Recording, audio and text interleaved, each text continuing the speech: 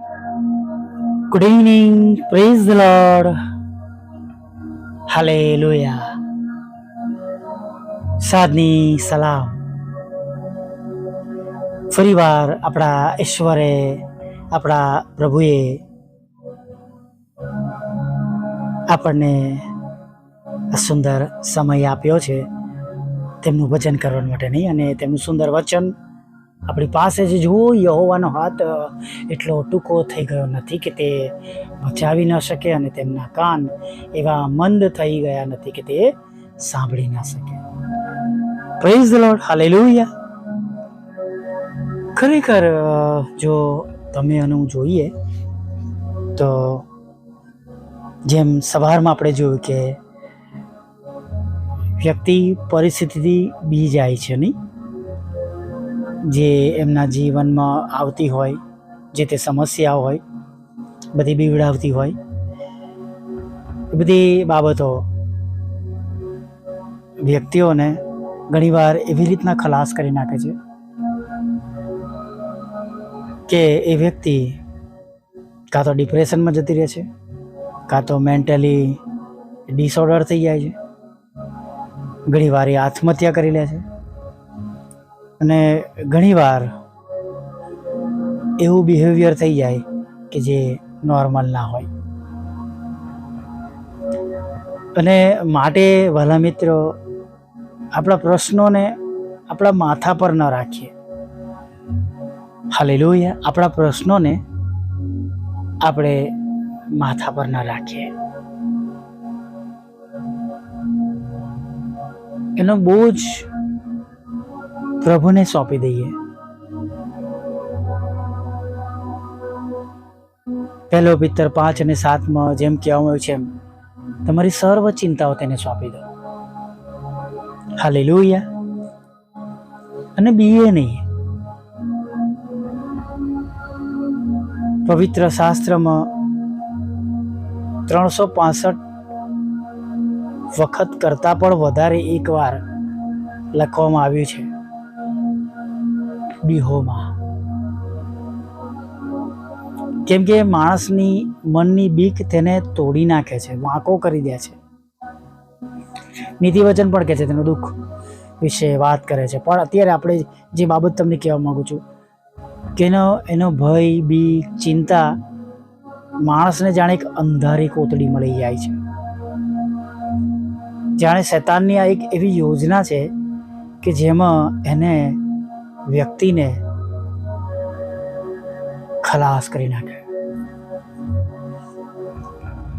પણ દરેક સમસ્યા પર જ્યારે આપણે પ્રભુ ઈસુનો અધિકાર લઈએ છીએ, દરેક ચિંતાઓ પ્રભુને સોંપીએ છીએ, અને દરેક પરિસ્થિતિમાં આપણે વિશ્વાસથી અડગ ઊભા રહીએ છીએ, અને આપણે બીતા નથી, ગભરાતા નથી, તો એ બધી બાબતોને આપણી સામે હારવું જ પડે છે. વાલા મિત્રો, એવું કહેવાય છે કે જ્યારે પ્લેગ બહુ થયો હતો, જે સમયમાં જે જૂના જમાનાના અથવા બહુ વૃદ્ધો વડીલો હશે એમને ખબર હશે કે પ્લેગ નામનો રોગ થયો હતો, જેમ કોરોના વાયરસ આવ્યો એમ.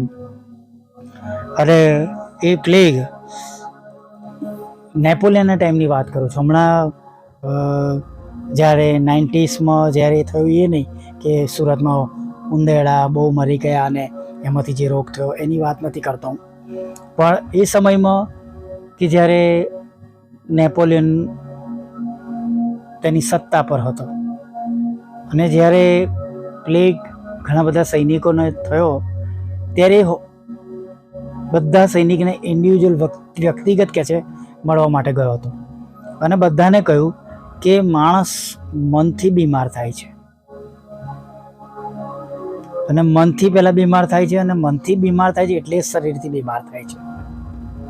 પ્લેગ તમારું કશું કરી શકવાનો નથી, અને તમે સાજા થઈને તમે ઘરે આવવાનો છો, ફરી લશ્કરમાં આવવાનો છો, તમારા પરિવાર સાથે તમે ફરીવાર આનંદ કરવાનો છો. એટલે જે કઈ પરિસ્થિતિ તમારી સામે આવે છે એને મોટી ના બનવા દો. એ કશું જ નથી. દેવ બાપ મૂસાને કહે છે, તું મારી પાસે કેમ આવે છે? કે છે તું જા સમુદ્ર સામે તારી લાકડી લાંબી કર. હે ને? એટલે આપણે પણ આપણા પ્રશ્નોને પ્રભુના હાથમાં સોંપી દઈએ, પણ જે બાબતો ન કરવી જોઈએ એ બાબતો ન કરીએ. ઘણા લોકો દારૂ પીવા જતા રહે છે અથવા દારૂ પીવાની શરૂઆત કરી છે. ઘણા લોકો વ્યભિચારમાં જતા રહે છે. ઘણા લોકો ડ્રગ્સ અને સિગરેટ, બીડી, તમાકુ, ચરસ, ગાંજો જેવા નશામાં જતા રહે છે. અથવા ઘણા બધા લોકો ગાંડા થઈ જાય છે. ઘણા બધા લોકો સુસાઇડ કરી લે છે. ઘણા બધા લોકો બિલ્ડિંગ પરથી નીચે કૂદી પડે છે. પણ એનાથી કોઈ રસ્તો નથી. આ બધી બાબતો તો ઉપરથી નર્કમાં લઈ જાય છે. નર્કમાં મને પ્રભુએ નર્કમાં જતા બચાવ્યો છે, કેમ કે હું પણ એક એવો વ્યક્તિ હતો. આજે પણ હું બહુ લાગણીશીલ છું. સહેજ વાતે મને ઘણી બધી એવી બાબતોની ચિંતાઓ થાય છે, પણ હવે એવું નથી કરતો પહેલાં જેવું. જેમ મેં કહ્યું એમ 3 વાર સુસાઇડ કરી લીધી એમ.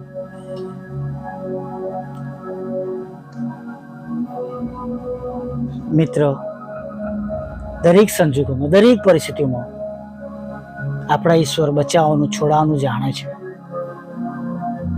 દાનિયેલ 6:27 એ રાજા કહે છે, તે બચાવે છે અને છોડાવે છે.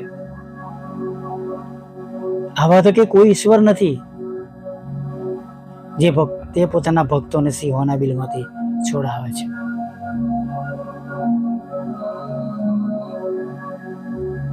ભૂખ્યા રાખેલા સિંહો દાનિયેલ જે મનુષ્ય રૂપમાં હતો, મનુષ્ય હતો, એને કંઈ કરી શક્યા નહીં.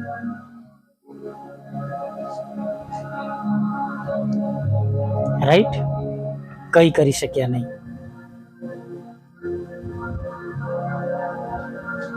અને ખાસ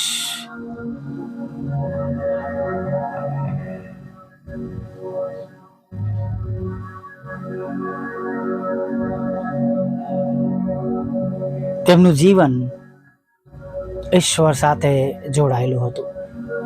3 ટાઈમ પ્રાર્થના કરતા હતા. જ્યારે તેમને ખબર પડી કે ફરમાન પર સહી સિક્કા કરવામાં આવ્યા છે, ઠરાવ કરવામાં આવ્યો છે, ત્યારે પણ યરુશલેમ તરફ તેમણે બારી ઉગાડી અને પ્રાર્થનામાં બેસી ગયા.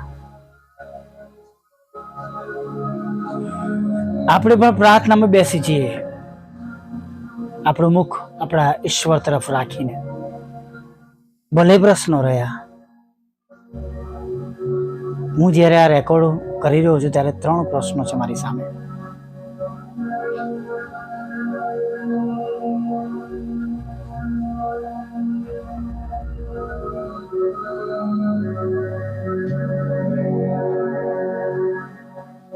જો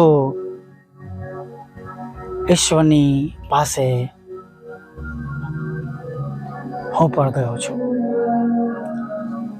અને મને ખબર છે પ્રભુ મને એમાંથી છોડાવી લેશે, પ્રભુ મને એમાંથી બહાર કાઢી લેશે. Praise the lord, hallelujah. અને તમારી સાથે આ સાક્ષી એટલા માટે શેર કરું છું. ચોક્કસ આપણે કોઈકને મદદને માટે હાક મારીએ છીએ. હું એવા થોડાક નામો છે જેમને મારી મુશ્કેલીઓના સમયમાં હાક મારું છું અને પ્રભુ તેમનો ઉપયોગ કરે છે. હાલેલુયા. અને માટે આજે સાંજે તમને કહેવા માંગીશ,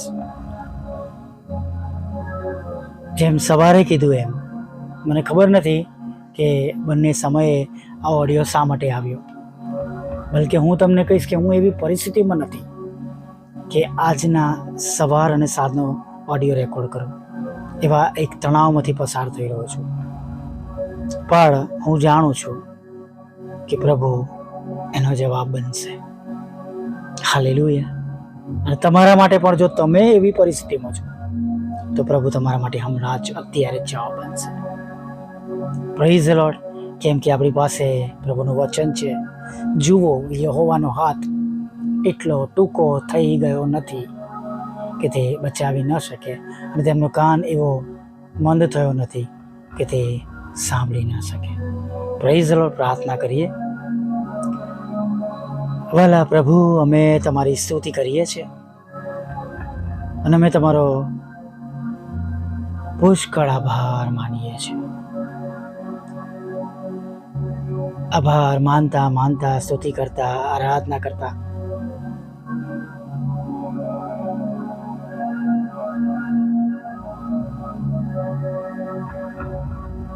પ્રભુ, અમે તમારા ચરણોમાં નમી જઈએ છીએ.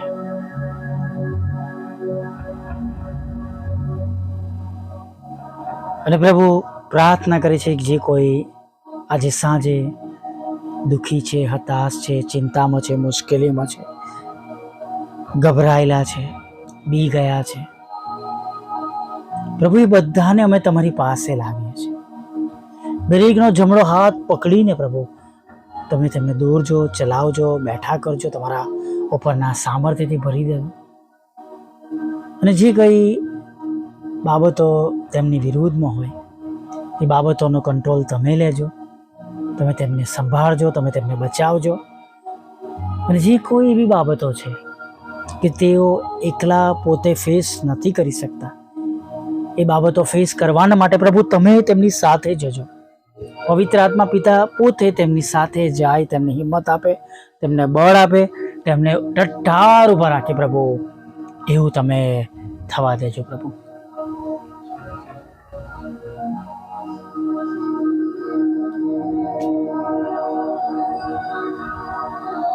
ખાસ પ્રભુ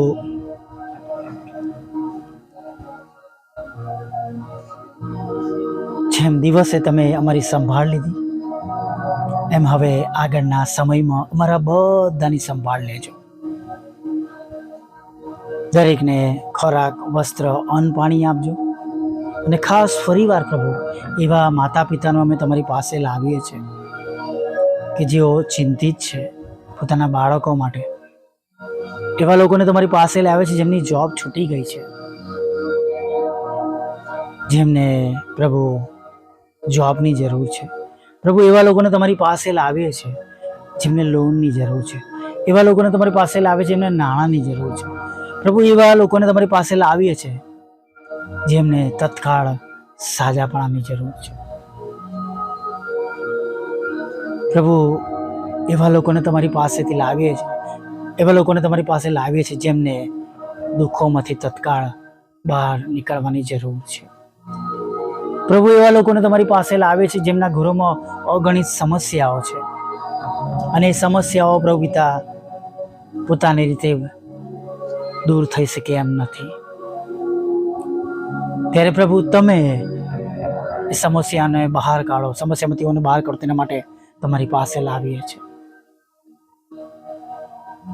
રહેવાનો પ્રશ્ન છે, ઘરનો પ્રશ્ન છે, દેશમાં વિદેશમાં જ્યાં કહી રહ્યા છે ત્યાં તેમને નાના મોટા પ્રશ્નો છે.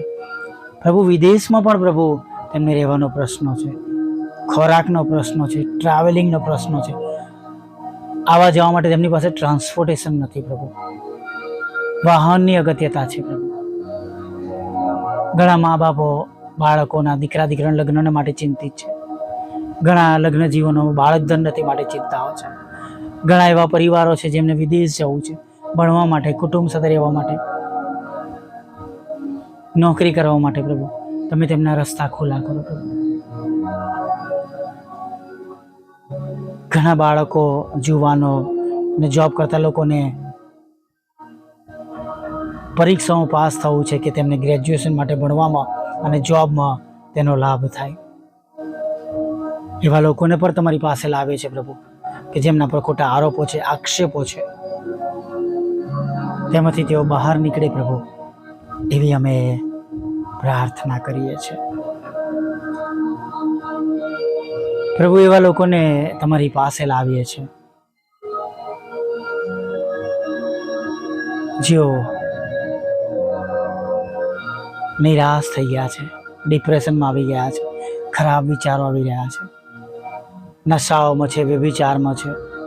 કૃપા કરીને પ્રભુ એમને બહાર કાઢો, બધી બાબતથી બચાવી લો, પુનઃ સ્થાપિત કરો તમારા નામમાં, એવી પ્રાર્થના કરીએ છીએ.